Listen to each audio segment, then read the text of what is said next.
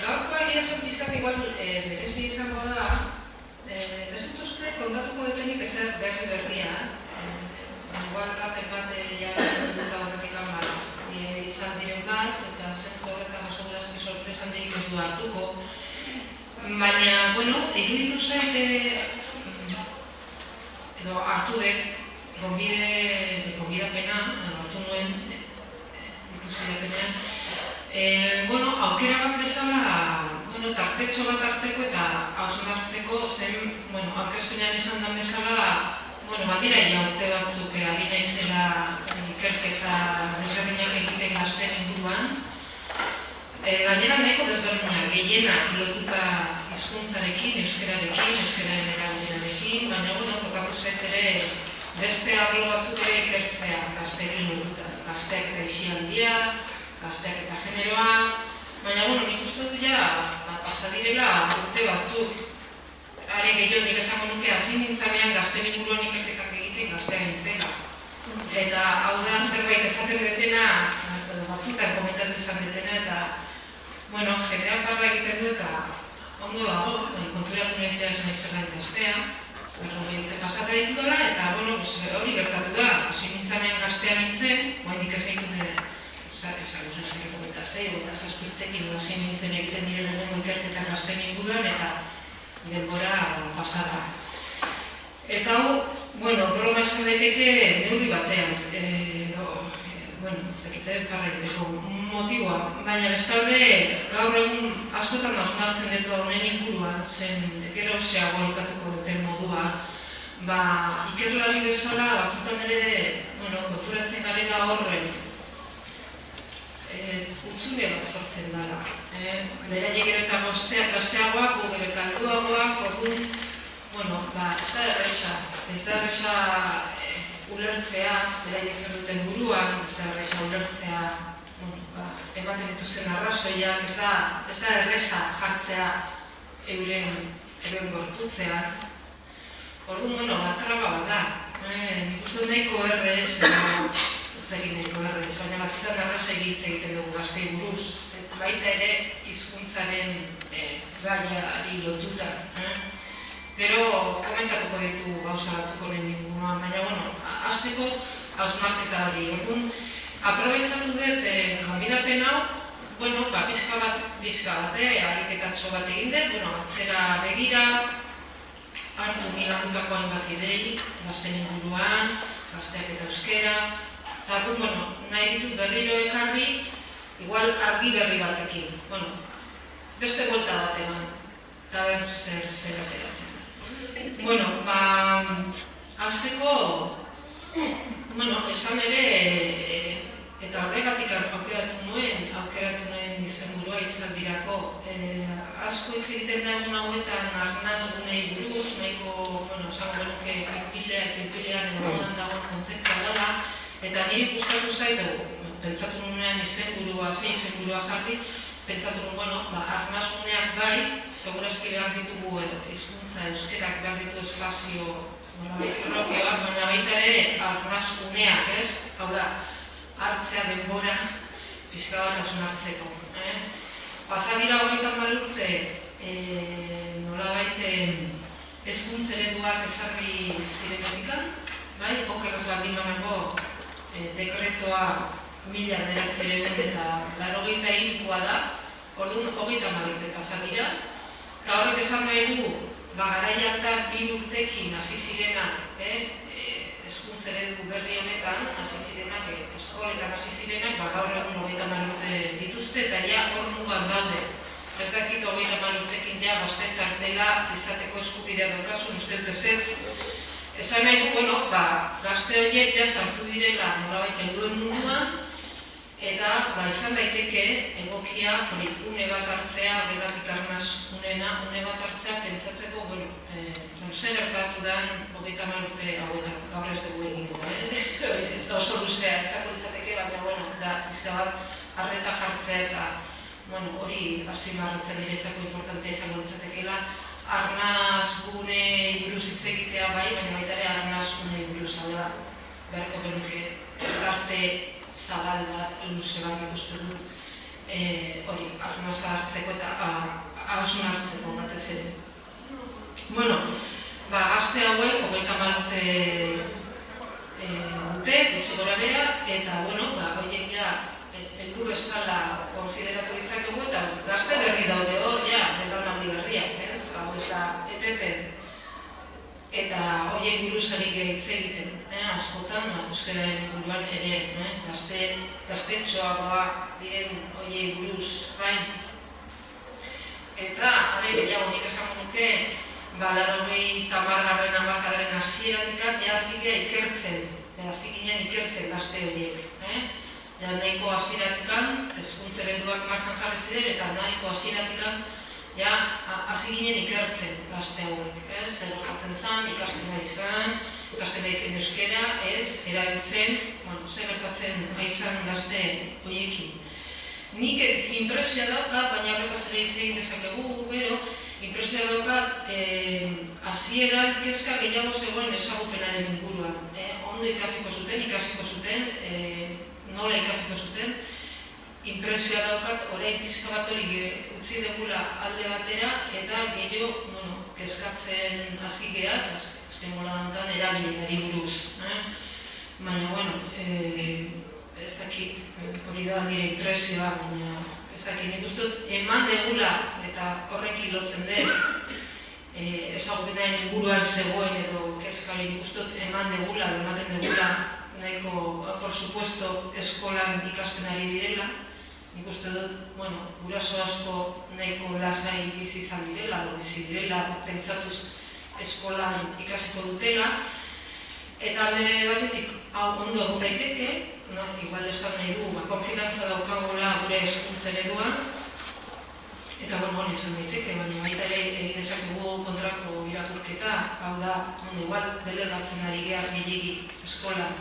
Bai, eta nik esango nuke, gaur egun ja, de hecho, entzuten ari gea, ez, nolabait, agian, hori ez, ia seguru, eskolaz dara nahikoa, ez, euskalduntzeko unea, ez da berria, nahiko jakina dela. Baina ere nik uste bi diskurso hauek oraindik elkar bizitzen ari direla. Batzuk benetan pentsatzen dute, eskolan ikasten ari dira eta nahikoa da, eta bestaldetik azken boladan ikusten dut piztudan kezka hori dago, eskola ez da nahikoa. Orduan hori ikusi dugu, alde batetik ezagupenaren kezka, pixka bat atzera geratu dana, orain erabilera. Txibatu didatenez, hemen Zumaian, gazteen artean euskaren erabilera nahiko altua da. Orduan hori ere importantea da, nik hitz egingo dut modu orokorragoan eta esango nuke kezka badala gaztetxoen euskararen erabilera Zumaian, esan daiteke txikiagoa, baina nik uste dut kezka badala. Eta segurazki beste tokitan hemen baino, zorionez, horrela bada, hemen kontua bada, beste tokitan segurazki hemen baino.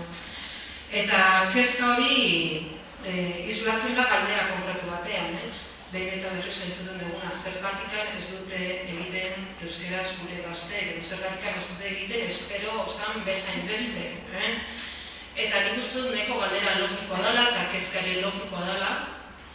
Baina, baita ere pentsatu dezakegu batzutan, eta hori da beste gai bat ere usteko, eztabaidatzeko batzutan, igual pentsatu behar dugu edo osnartu behar dugu egiten ditugun galderak ere egokiak diren.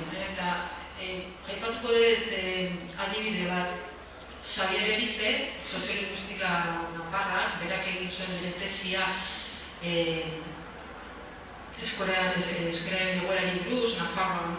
Eta nik gogoratzen naiz oso lan mardula, benetan ederra. Gogoratzen naiz irakurri nunean benetan nahiko harrituta geratu nintzen zen, nik uste bitxia zala garai hartan, berak idatzi zuenean, 80. hamarkadaren bukaeran, 80. hamarkadaren bukaeran markatu. Berak planteatzen zuen, orain arte, kezka izan da, aztertzea, zeintzuk izan diren aldagaiak, euskararen galeran, ez? Euskara junda desagertzen, Nafarroan, eta nahi genuen, nahi izan dugu jakin, zer eragin duen galera hori, ez? Eta bera... Graziarek bat dagoen zikan bueltaka. Nafarrotik. Eta bera esaten zuen, zergatik ez dugu ikertzen kontrakoa. Mantendu dan tokietan, zergatik mantendu da. Orduan, ni gomendatzen dut, liburu eta tesi irakurtzea, eta lan ederra, baina ni geratu nintzen horrekin. Nola bera eman zion buelta galderari, eta horrekin batera zijoan planteamendu oso bat, ez? Eta gaztetxoekin batzutan ere berdina gertatzen zait. Batzutan ikusten ditudanean beraiei zuzendutako edo beraiekin batera egindako ikerketak edo inkestak edo beti hori etortzen zaitu dira. Benetan ari geha somatzen galderekin egiten ditugun galderekin. Hau, behin baino gehiagotan komentaitu izan dira publikoki, ez? Zer, igual, benetan galdera da, nun erabiltzen dute, zertan, zeinekin, zertarako, zergatik, bai? Eta igual, ez eman, por supuesto, ez dute hitz egiten zergatikan ez, igual, buelta ere, eman daiteke edo buelta galderari eman zaio buelta, ez? Eta benetan, gehiago sakondu hortan erabilpena, egiten duten erabilpena, gutxi edo asko, baina egiten duten horretan gehiago sakondu. Orduan, nik uste dut importantea dela, ez bakarrik gazteen kasuan, baina gazteen kasuan ere bai, importantea dela, hori ez, egiten ditugun galdera, nola egiten ditugun galdera horiek. Benetan egokiak diren edo ez. Zara maguia, nik uste dut pare bat amarkada, gazteen inguruan, bueltaka, aztertzen, erabilera, ez erabilera, euren ezagutena, motivazioa, eta aipatu dut, pentsatu eta osnartu ezakegun, prozesu honetan, ibilbide honetan, ikerketak egin direnean, hori galderak egokian izan diren, edo ez, baina baita ere, pentsatu behar dugu, hori, galderekin batera, zein ikuspegitik egin diren, ikerketa horiek, nik esango nuke hau ere ez da berria, beste batzutan aipatu izan dut, gehienetan gaztek nahiko paper pasiboa izan dutela ikerketa hauetan. Egin duten izan da erantzun inkestak, edo elkarrezetetan, edo eztabaida taldeetan, edo foroetan, baina ikerketak nolabait bideratuak izan dira gure ikuspegitik, helduen ikuspegitik, helduen kezkatik, helduen interesetik, nik uste dut zentzu horretan beraiek nahiko paper pasiboa izan dute erantzun, baina ondo, baina noraino, igual hori galdera horietan planteatu duguna, igual euren kezka baino gurea zan, euren interesak baino gureak ziren. Orduan, zentzu horretan, ez eta da, ibilbide bat izan gazten inguruan ikertzen, ez nago oso ziur benetan informazioa daukaguna guztiz aberatza da, edo ez, nik uste dut utxune batzu zorrezki badirela.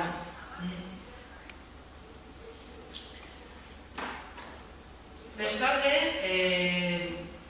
aipatu duten moduan nahiko paper pasiboa hartu dute, baina, nik uste dut ondo egin dutena izan da ikasi erantzun beharrekoa. Eta nik esango nuke batzutan, batez ere ikusten da inkestetan. Ez dagoenean tarte gehiegi, beraiek azalpenak edo emateko, ezik erantzun nahiko bideratuak direnean, ondo ikusten da ikasi dituztela nahiko ondo gurasoak ni barne transmitutako mezuak, euskara maitatu behar da, euskara hitz egin behar da, gure hizkuntza da, gure herriko hizkuntza da, orduan, guk geuk helduok transmititu ditugun lelo horiek, ikasi dute eta errepikatzen dituzte. Beste gauza bat da, hori, benetan hartzen dugunean tarte gehiago beraiekin egoteko, hitz egiteko, ematen digunean aukera beste modu batean, beste dinamika batzuen bitartez, pentsatzen duten adierazteko hor beste gauza batzuk ateratzen dira. Hori ikusten ari da. Ni gutxienez pertsona batzuk edo ikerketetan dagoen jendea pixka bat eduki duen aukera hori beraiekin benetan egoteko eta tarte gehiago eta lasaitasun gehiagorekin hori ere transmititu didate, eta nik uste dut orokorrean ikusten da hori. Nahiko, ondo barneratu dituzte mezuak, baina, gauza bada, esaten dana beste gauza bada, gero, benetan euren artean zer da esaten dana edo zer da pentsatzen dana. Eta nik uste dut ere, hor honekin lotuta neurri batean, badago ere ohitura hori ez, gazteak jartzeko ikerketa objektu bezala, nahiko errez jartzen ditugu. Besteak beste, nahiko eskuragarri daudelako, beti daude prez ikerketetan parte hartzeko, denbora desente dute, eta orduan ikerketarako gai bezala nahiko erakargarriak dira. Baita ere, pentsatzen dugu, gazteak ikertzen baditugu, gai izango geha etorkizuna aurre ikusteko, ez? Eta, bai eta ez. Gero, bueltatuko naiz gai honetara, ez? Baina, baita ere hori aipatu behar da, ez? Askotan gazteekin bueltaka gabiltza eta azkenean azpian dauden arrazoiak ere hauek dira, azkenean guretzako erresa da gaztei buruz hitz egitea, gazteen inguruan ikertzea, hori da beste arrazoi bat. Aldiz, nik uste dut gehiago kostatzen zaigula konturatzea azkenean gazteen inguruan ari garenean, gazteak ikertzen, beraiekin batera lanean, beraiek bidaltzen ari dutena da, nolabait edo mezuaren bitartez edo irudikapinen bitartez, azkenean da gizartearen itzala. Gogoratzen naiz, orain dela ez gehiagik irakurri nun filosofo baten, Jose Luis Arangurenen pasartetxo bat, eta, niretzako nahiko argigarria izan zen, ez? Bera, esaten zuen, gazteriak trazo sendoekin erretratatzen du gizarte globala, eta gizarteari bestalde ez zaio beti gustatzen bere burua horrela erretratatuta ikustea. Bai, eta kostatzen zaigu irakurketa hori egitea, baina ni nahiko ados nago. Bai, erraz esaten dugu gaur egungo gazteek, gaur egungo gazteek bestea, baina ni Aranguren ikuspegia iruditzen zait oso interesgarria. Orduan, gazteak ikertzen ditugunean kontuz.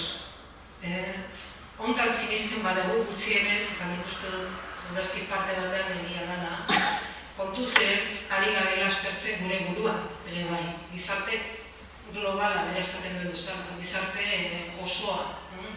Eta egia da, nik uste dut gaztek nahiko modu batzutan gordinean marrazten dute bere gizartea. Naiz eta hori, askotan guretzako gustokoa ez izan. Eta nik uste dut hau dela elementu interesgarria eta niri gutxienez ematen dit bidea pentsatzeko, ez? Esaten dugunean, gazteek ez dute euskara erabiltzen, zergatika, eta gu helduak gainontzeko kolektibo, gainontzeko.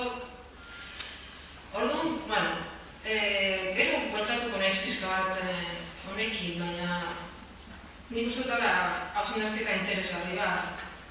Beste kontutxo bat, baita ere nik uste dut balio duela pixka bat argitzeko gazteen inguruan eta hitz egiten dugunean, kontuan hartu behar dugu, gaztea, nerabea, nolabait kategoria sozialak direla eta nahiko berriak direla. Honetaz ere, askotan hitz egin izan dut, hau da, gazteriaren kontzeptua momentu konkreto batean sortzen da.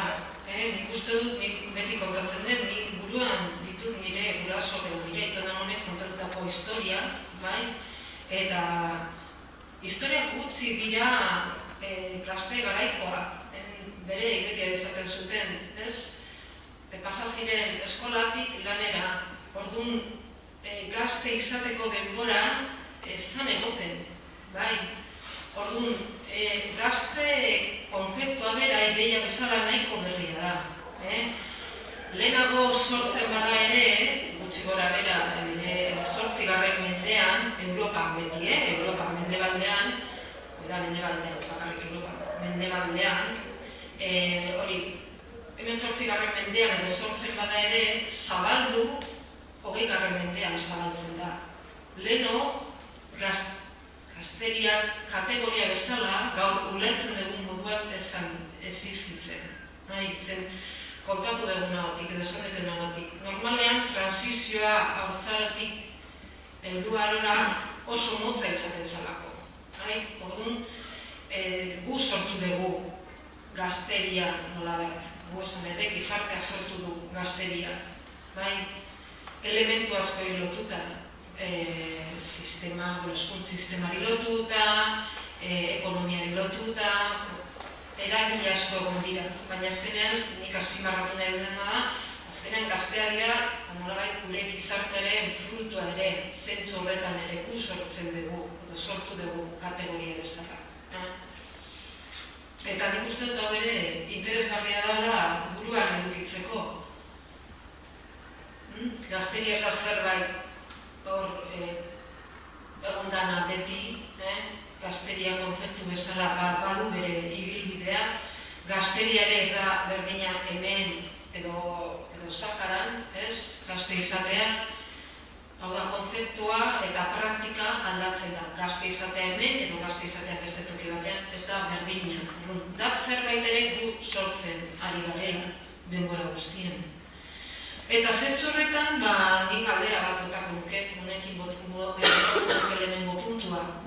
Zein nolako gazteria lagundu dugu sortzen, azkenengo hamarkadetan. Eta Euskal Herriko kasuan, Euskara erabiliko duen gazte belaunaldi bat sortzen lagundu dugu. Ikustu direla galderak, buruan edukitzeko. Batez ere pentsatzeko, gai hau nola enfokatu, nola heldu gai hori. Ni azken boladan ikustu tantzutan askotan entzun dugula euskara gazte bat behar dugula. Eta, ni pentsatzen, baina leheno ere, nahiz eta gazte garaia oso motza izan, leheno ere gazteak egongo ziren eta horiek ere euskara zaingo zuten, ez denek, baina badakigu, baina asko bai. Orduan, ematen du noizbait utzi ziola euskerak gazte izateari, ez? Edo noizbait gazteak urrundu ziren euskeraren gatik. Orduan, ze gertatu da, noizbait euskerak utzi dio gazte izateari, gazteak urrundu dira euskeratik. Orduan, orain beste gai bat sartu nahi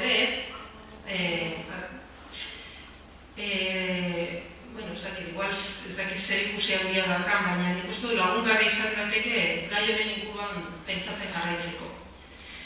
Eta da, emakume euskaldunarena. Nik hor ikusten dut paralelismo bat, zer gertatu da emakume euskaldunekin, zer gertatzen da gazteekin, eta nola egiten den paralelismo hau edo nondikan heltzen dio. Jakiz, seguraski jakiko zenute, beti egon dela edo tarteka entzuten dela, emakumeok errezago pasatzen garela gaztelerera, nolabait, errezago egiten diogula urko, nolabait esateko euskaraz egiteari.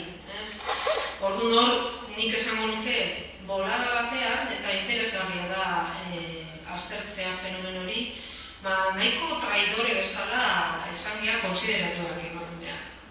Ez da fenomenoa hemen bakarri gertatu dena, beste toki batzutan ere gertatu da hizkuntz bultzituak dauden tokietan. Eta, juten bagara 20. mendearen hasieran, interesgarria da, zen gaur egun gazten inguruan esaten ditugun gauza asko esaten ziren garai hartan emakumen inguruan, emakume euskaldunen inguruan.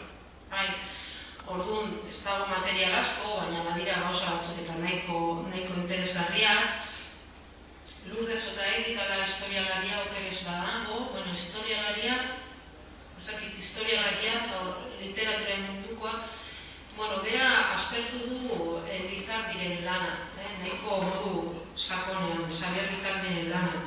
Eta Lizardik oso diagnostiko argia zeukan. Garai hartan euskera zegoen egoera erlijioagatik, elizagatik, bereziki eta emakumeagatik.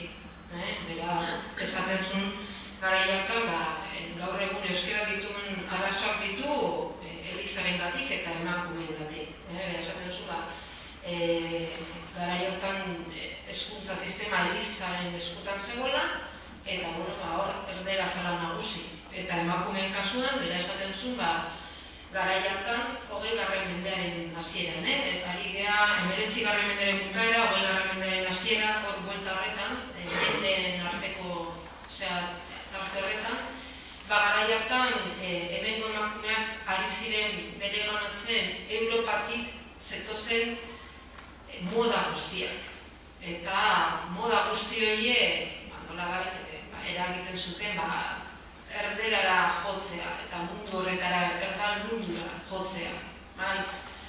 Orduan, makillajea zala, janskera zala, orrazkera, dantza, Orduan, garai honetan, egia da, nik uste dut oso gauza interesgarria gertatzen ari zirela, euskal pizkundea, zegoen, hor indar handiz, mende aldaketa honetan, eta benetan oso garai interesgarria. Eta nik bolada batez egon nintzen arakatzen garai hartako prensa, 20. mendearen hasierako prensa, eta benetan bitzia zen ikustea nola iristen naizien berriak emakumeen inguruan, nola beste herrialde batzuetan botoa eskuratzen ari ziren, nola ikusten ziren emakume batzuk arraro jantzita, orrazkera arraroekin, hile motzak, berri guzti horiek jasotzen naizien hemen, eta sortu zen, momentu horretan sortu zen nahiko eztabaida, eta badira, publikazio desberdinetan badira artikuluak, iritzi artikuluak, zer gertatzen ari da emakume euskaldunarekin. Nora goaz, emakume euskaldunan nora goaz, non dago gure zoriontasuna, hor debatea dago eta hizkuntza dago askotan tartean, debate hauetan. Orduan, interesgarria da. Eta garai hartako emakume asko, ikuste dut tensio nahiko nabarmenean bizi ziren. Alde batetik ditugu emakumeak politikan sartuta, batez ere, 1922an sortzen dalako emakume abertzale batza, eta hor emakumeen indarra oso garrantzitsua izan zen, orduan ari dira parte hartzen politikan. Baina, aldi berean, kritika hauek daude, nolabait, diskursoa nagusitzen ari dena da, emakumea, nolabait alboratu behar ditu, ohitura guzti hauek, moda guzti hauek, eta, mantendu hemengoak, hemengo ohiturak, hemengo hizkuntza. Orduan, emakume hauek politikan sartuta zeudenak, hainbat emakume ari ziren islari moduan mitinak ematen milaka pertsonen aurrean, hitzaldiak ematen, alde batetik ari ziren rol berri bat sortzen, paper berri bat eta emakume berri bat sortzen, baina beste aldetikan batzutan behartuta zeuden transmititzea nahiko mezu, zango genuke tradizionalak. Baina, garai hau aztertzen badugu, ikusten dugu, irudi hori sortzen ari dela. Eta, horretaz ere hitz egin dezakegu, berandago ez dut sakondu nahi hontan, baina, interesgarria da, emakume traidore honen profila, figura. Neurri batean, eta horregatik esan dut, ikusten dut hori paralelismo bat gazteekin. Gaur egun, euskararen erabilerari buruz hitz egiten denean, batzutan, errez botatzen diegu errua beraie gazteei, eta garai honetan ere neurri batean, beti egin zan emakumeekin. Orduan hor pentsatu dezakegu, zer gertatzen da bitalde hauekin. Printzipioz periferian daudela neurri batean. nabardura askorekin, baina dira nolabait taldeak prestigioari dagokionez periferian daudena, edo egon direnak, nez eta gauzak asko aldatu, noski azkenengo urteetan. Orduan, nik uste dut badagoela beste elementu bat hausnartzeko prestigioarena, ez da gai berrian, ezertarako prestigioa eta hizkuntza zen da dira binomio bat askotan lan izan dana hemen. Baina, bueno, hori da, nik uste dut beste elementu bat. Zer gertatzen da gaur egungo garaian mutilekin eta neskekin, bueno, aurten kaleratu dira, batera dira, kale neurketaren datuak, eta hor ez da ikusi tarte handirik, uste dut neska eta mutilin artean, oker ez banago, eta hemen dago Belen eska konfirmatzeko. Nik 2000 batean, niri eskatu zidaten pixka bat hori sexuaren inguruko irakurketa egitea, orduan egindako kale neurketarena, eta bai ikusten ziren elementu edo datu batzuk interesgarriak. Batez ere ikusten zen 14-25 tartean, hainbat tokitan diferentzia nahiko nabarmena zela. Neskak gehiago egiten zutelako, edo kale neurketa horretan hori agertzen zen, gehiago egiten zen mutila baino. Ematen du, baina esatiz, horretzatu zen Belen dagoela, ematen du, hainbat egiten direnean kale neurketan, hainbat herritan, halako datuak agertzen direla, bertu direla, baina ez gea gai izan planteamendu orokor bat egiteko. Nik esango nuke, segurazki, baina daturik gabe, segurazki 14 urte buelta horretan, 14-15 tarte horretan agian ikusten dira desberdintasuna. Baina horretaz ere, nahi badezu eta galderaren bat baldin badago, hitz egingo genuke.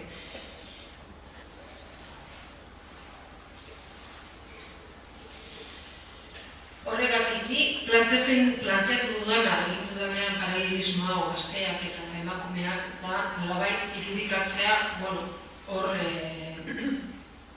gizarte oroar hitz egiten ari garela, gaur egun prestigioa nagusiki dago litzateke eta gero bueltatuko naiz honetara gizonezkoen eskuetan eta helduen eskuetan ere bai. Eta orduan zentzu horretan batzutan emakumeak, gazteak geratu izan dira, edo geratzen dira periferian. Eta horren arabera interpretatu dezakegu ere emakumeen kasuan euren jarrera, garai konkretu batean, gaur egun gazteen jarrera euskararekiko eta batez ere erabileraren buruz ari garela. Zergatik, printzipioz, beraiek egingo luketena da, nolabait hartu prestigioa duen hizkuntza. Beraiek prestigioa ez daukatelako gizarte horretan. Eta horregatik suposatzen da, hoi da teoria batzuk esaten dutena, azaltzeko.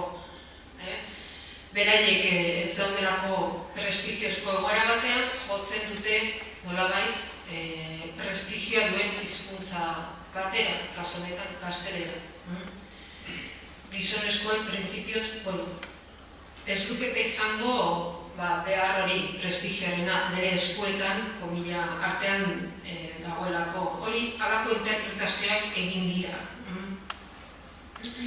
Baina, ni bukatzeko bigarren atal honetan esango nuke galdera moduan ere, hori, ze paper jokatzen du euskarak helduen munduan, ze paper jokatzen du gazteen munduan, nolako gazteak hasten ari gara, ze nolako hizkuntza eskaintzen diegu prestigioaz ari garela, ze nolako hizkuntza, eta ze nolako gizartea baita ere eskaintzen diegu edo eskeneko puntura iristen ari garenez, planteatu, hasieran komentatu detena, hasieran planteatu dut erreflexioa edo hausnarketa. aukera bada ikertzea gaztea elementu isolatu bat izango balitz bezala, edo aukera bada aztertzea gazteak gure izpilu bezala. Esan duguna, benetan sinisten badugu gazteak ari direla nolabait marrasten gure gizartean, hori izan daiteke aukera bat, gazteak ikertu bai, baina gure burua ere ikertzeko, edo hobeto ulertzeko. Eta, aipatu dut Aranguren aitua, zita, eta hori aplikatu dezakegu arlo desberdinetan, hizkuntzaren erabilera hitz egiteko edo bestelako gai batzuei buruz hitz egiteko. Orain dela gutxi bukatu dugu ikerketa bat genero eta gazten inguruan. Eta ikerketa horretan elkarrizketa asko egin ditu, gazteekin, neska eta mutilekin, eta ni gogoan daukat gaztetxoak elkarrizketatu ditugunean, 14 urtekoak, galdetu diagunean, eta zertan dira beraiek ematen dute, por supuesto, neskak eta mutilak desberdinak direla, eta zertan dira desberdinak, edo zuek hori desberdintasun horiek nun irudikatzen dituzu edo. Behin baino gehiagotan azaldu dute hau patioa irudikatuz, eskolako patioa irudikatuz, eta kontatzen dute. Beitu, jolas orduan zer gertatzen da patioan. Patio erdian, hor daude mutilak jolasten futbolean. Eta gero neska daude izkinetan, eseritan, kotilatzen, begira, ez dakit zer. Hori da beraientzat, edo hori da beraiek ematen duten irudia desberdintasunei buruz hitz egiten dutenean. Horrela irudikatzen dute oso modu grafikoa. Eta gero, adibidez, trasladatzen badugu irudi hori gehiago helduen mundura, adibidez, telebistan zer daude, alde batetik futbola dago, eta beste aldetik kotileun programa. Eta, ez da, niri hori etortzen zitzaren burura. Eta argi dago, paralelismo horretan, argi dago futbola daukan garrantzia, eta boterea gure gizartean. Eta pixka bat gure papera emakumeena beti pixka kotileuen mundu horren inguruan, hau da karikatura bat. Baina esan behar da ere adin honetan horrela funtzionatzen dutela. 14 urtekoekin halako irudiak agertzen dira. Hori da beraiek egiten duten erretratua gizartearena. Ez da atsegina, ni beti esaten dut. Niretzako gogorra da halako gauzak entzute, baina beraiek naturaltasun osoz esaten dute.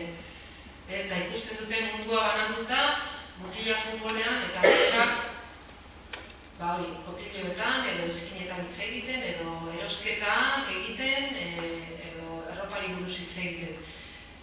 Gordina bada ere hori da, beraiek marrasten duten gizarte eta errealitatea. Eta zer gertatzen da hizkuntzaren kasuan.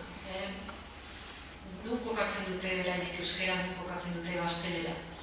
Segurazki ere nolabait, segurazki horrelako erreakzioan dituzke. Adin hortan ari naiz, 14 urte, orain hitz egingo dugu pixka bat honetaz. Baina, batzutan karikaturak, balio dute, esango dute baita ere hausnartzeko, gutxienez, provokatiboak dira, ez?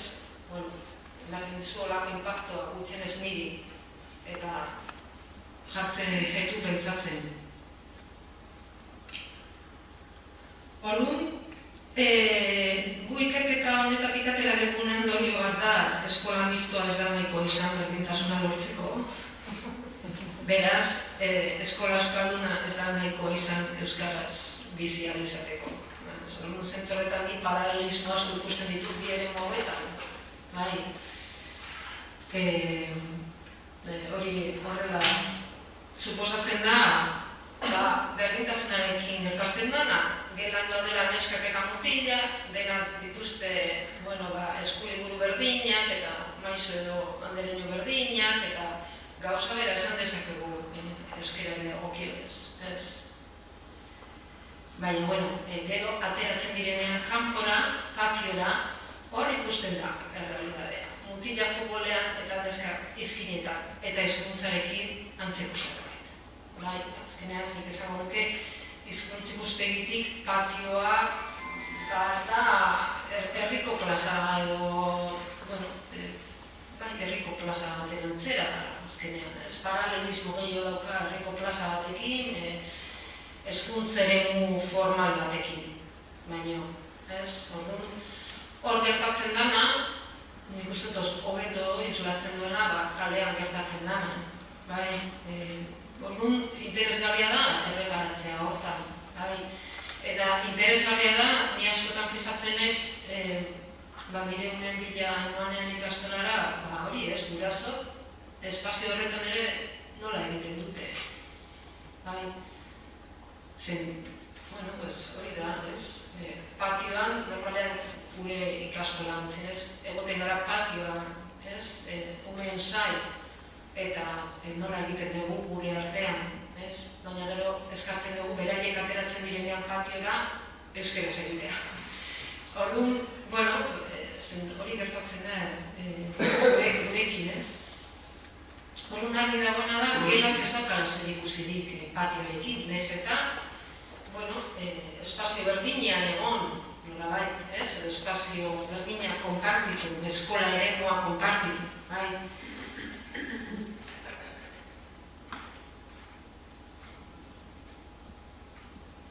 Hala ere nik uste dut, eta hori ere argi dago, eskolak lan oso garrantzitsua egin du, azkenengo hamarkadetan, belaunaldi berriak euskalduntzen, eta ni beti esaten du, nik uste dut, gauden puntuan, neurri handia da eskolari esker. Bestela oso zaila litzateke. Ni beti ere kontatzen dut berdina. Orain dela 30 urte, 40 urte, nire herrian adibidez Lasarten, zeuden bi errealidade, alde batetik euskera zekitenak, beste aldetik euskera ez zekitenak. Eta nik uste dut eskolak puskatu du horrekin, irudi horrekin. Eta nik esango nuke onurako. Baina, ariketa honetan, edo ahalegin honetan, ondorio batzuk sortu dira. Eta nik uste du, eskolak bereziki egin duena, hizkuntzaren ikuspegitik da, dibertsitatea areagotu. Nik esango nuke, denak berdindu nahian, denak euskaldundu nahian, lortu duguna da dibertsitatea. Zen hor jendea, nolabait eskola desberdineta, eskolara junda oso abiapuntu desberdinetatik. Eta hor lortu dana da dibertsitatea. Hiztunen profilak biderkatu egin dira. Ni irudikatzen dut hau kontinunaren ideiarekin. Leheno esan dudana, bi mundu, bi ertz zeuden, gaur ikusten dugu kontinun bat.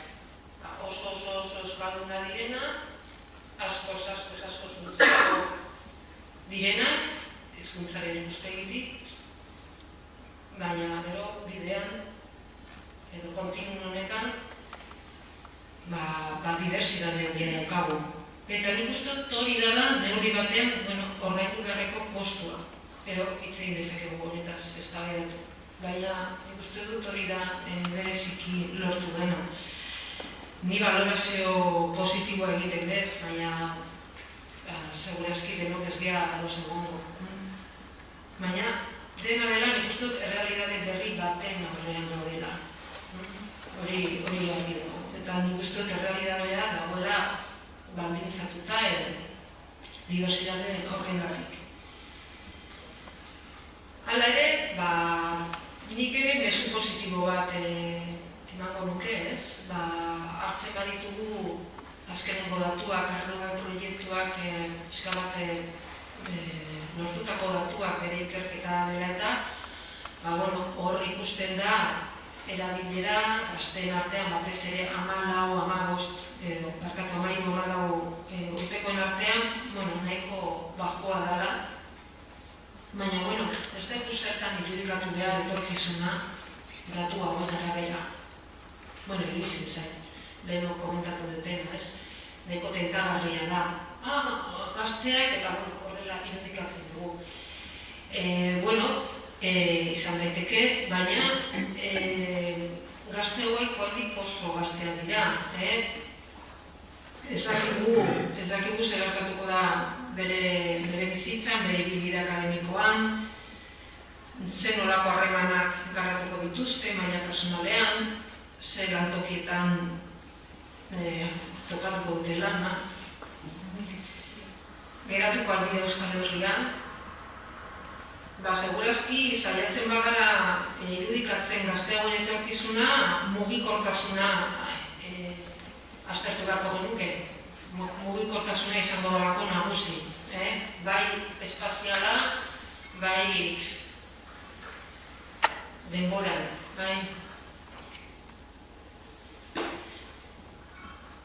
Hor, Joan Pujolar muda kontzeptua erabiltzen du. Adierazteko, hain zuzen ere, bizitza baten zehar ematen diren aldaketak. Horregatik esan dut lehena. Gazte hauek gaur egun egiten esaten dutena, ez du zergatik izan behar oinarria etorkizunerako, ez dugu horren baitan etorkizuna irudikatu behar. Joan Pujolarrek hainbat ikerketa egin eta gero, hori da planteatzen duna. Aldaketa asko ematen direla bizitzan. Eta aldaketa horiek ez daude beti hizkuntzaren kontra, hizkuntz muzitu baten kontra, euskararen kontra kasu honetan. Ez doaz, kontra, izan daiteke kontrakoa.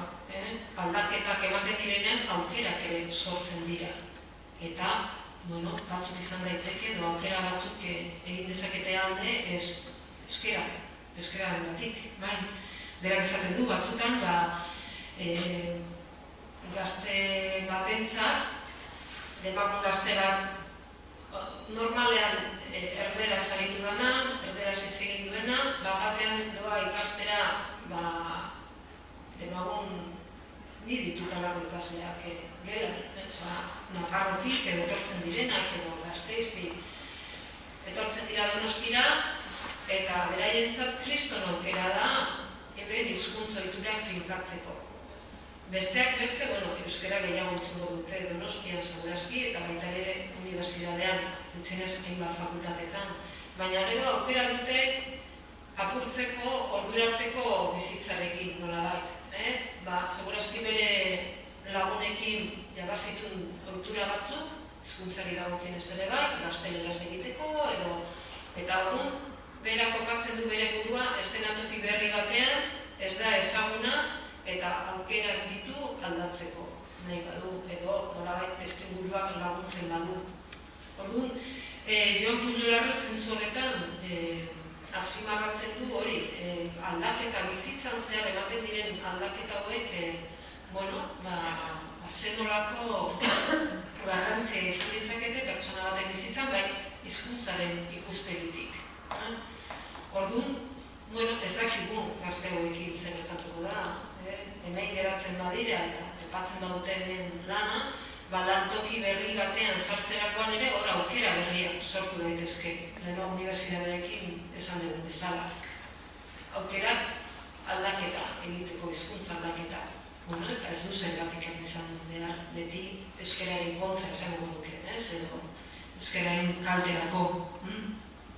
Etapa berri bat inauguratzen dugunean gure bizitza, hor identitate berri bat sortzeko aukera dago, baita ere hizkuntz identitate berri bat. Orduan, ez dugu zertan izan behar oso pesimistak.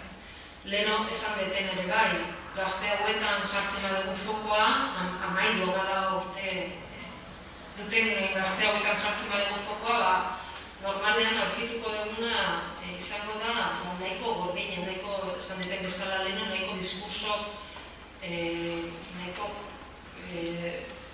muturrekoak batzutan, muturreko diskursoak oso estereotipo asko erabiltzen dituzte, orduan, karikaturak egiten dituzte, ez, gizartearena.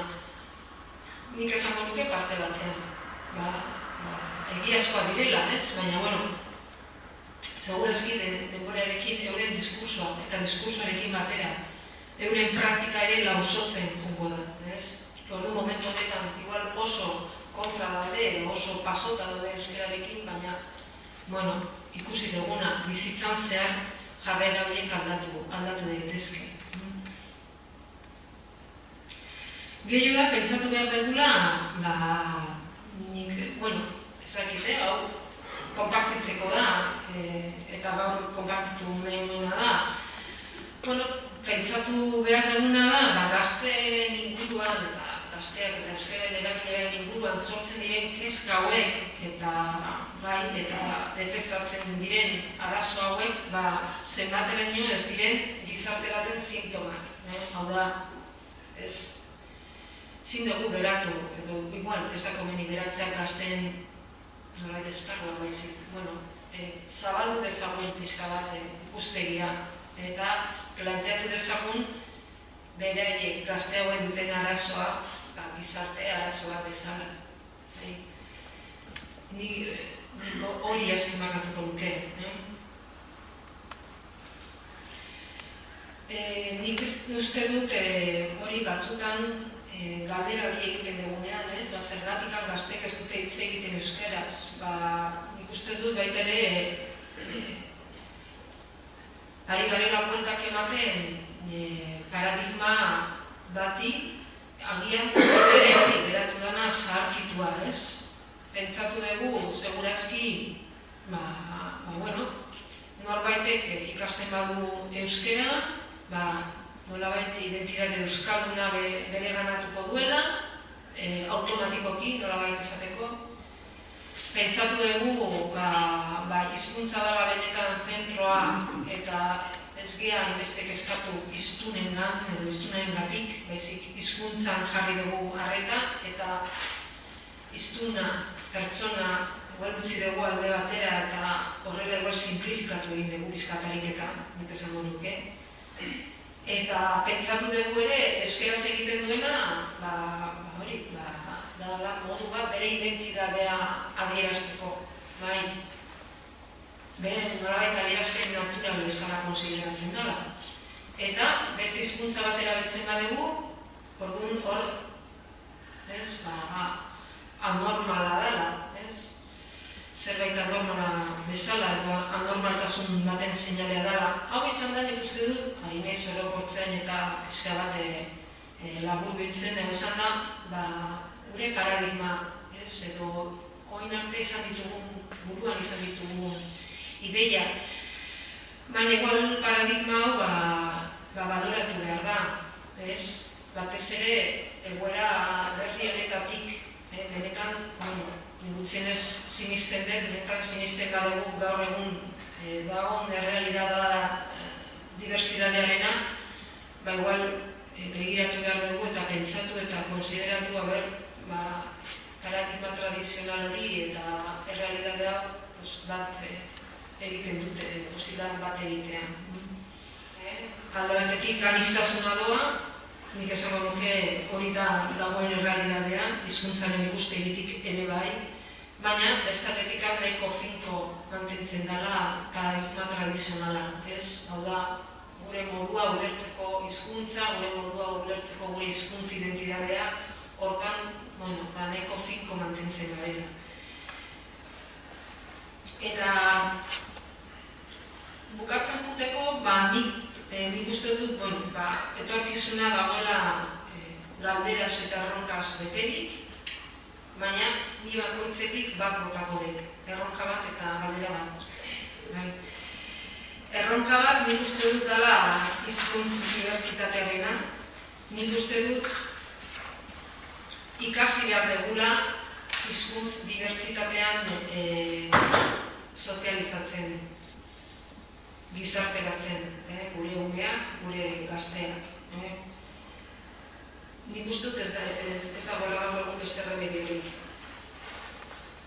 Eta ez bakarrik ikasi behar dugula hori diversitate horretan gizarteratzen, sozializatzen, baita ere, diversitate hori kudeatzen ikasi behar dugula, eta ikasi behar dugula gaitasun hori ere transmititzen. Ikasi, irakatzi gure gaztei nola mugitu diversitate horretan, nola bizi diversitate horrekin. Nola sentitu eroso diversitate horretan. Eta diversitate horretaz ere nola egon arro. Aipatu dut leheno arrue proiektua. Hor, inkestatuak izan dira, mila eta mila, ez dakit zehazki orain zenbat, baina mila eta mila gazte. Eta gazte guzti horiek euskalduna ziren. Baina, nik uste dut izan dezakegula euskalduna zirela.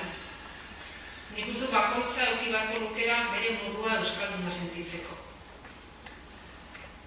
Edo, utzinez aukera izan bilatzeko, bere euskalduna izateko eta sentitzeko, eta praktikatzeko modua. Nik uste dut importantea dela ikastea diversitate horretan hori murgiltzen, bai, zen hor egon daiteke arriskua berriz ere, eta euskararekin gertatu dena da, dibertsitatea nolabait esparekotasuna bilakatu. Hori da nik uste dut gure gizartean, ez bakarrik Euskal Herrian, nik uste dut mendebaldean gertatzen den fenomeno nagusietariko bat. Ezin degula ulertu diferentzia ez baldin bada esparekotasuna bezala. Eta hori gertatu zaio euskarari.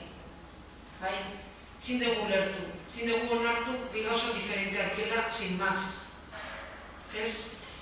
Hori kostatzen zaigu. Egiten duguna, segituan da jarri datorrean bestean, ezpian.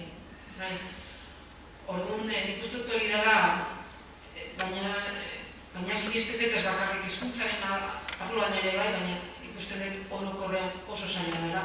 Eta gure gizartean hori oso barneratuta dagoela, eta esaten detenean, ez dut esaten hori, Euskal Herrian, esaten dut orokorrean mendebaldean, bereziki mendebaldean. Erronka orduan hori, eta galdera maltzura. Egon naiz pixka bat errekatzen datuak, gaurkoa prestatzeko eta hori 1993an egin zen ikerketa bat, agian, lehenengoenetariko bat, igual Belen Uraga jakingo du, euskara atzo eta gaur. Nik uste dut lehenengoenetarikoa izango zala gaztek hartzen zutela ikergai bezala. Eta hartu zituzten 13 eta 14 urteko gaztetxoak. 89 beste ikerketa bat egin zen, etorkizuna aurre ikusten. Eta hor, gazte berza, 13-14 urtekoak hartu ziren ere bai, ikerketa objektu bezala. Eta aurten, iaz, arrue proiektuak ere, gazte horiek ere, tarte horretan daten gazteak ere hartu zituzten. Orduan, egon ez pizka bat zen datu pila bat daute, baina, galdera bat hartuko dut, eta galdera da, nola egiten dizu gela barruan zure ikaskidekin. Eta oso eskala bat euskeraz, nagusiki euskeraz, eta galdera berdina dago ikerketetan. Gainera, planteatuta modu berdinen eta erantzunak ere berdinak dira, aukeratu behar zuten bat, ez? Orduan, 93an, 26ak esaten zuen, erabiltzen zuela euskera beti edo gehienetan. 26ak. Eta 89an, 54 esaten zuen. Eta azkenengoan, arrue proiektuan egindako azterketan, 28. Orduan, igual, pentsatu dezakegun denon artean, ze arrazoi edo ze elementu edo ze aldagai egon daitezke jaitsiera horren atzean. Eta baita ere, nola banatu jaitsiera horren ardura. Ez usteko ardura guztia gazteen eskutan. Nola banatu, ardura hori jetzira horrena. Eta, bueno, ni printzipio zerroka honekin eta galdera honekin bukatuko nahiko nuke. Hori zen. Esateko neukan hori. Mila esker.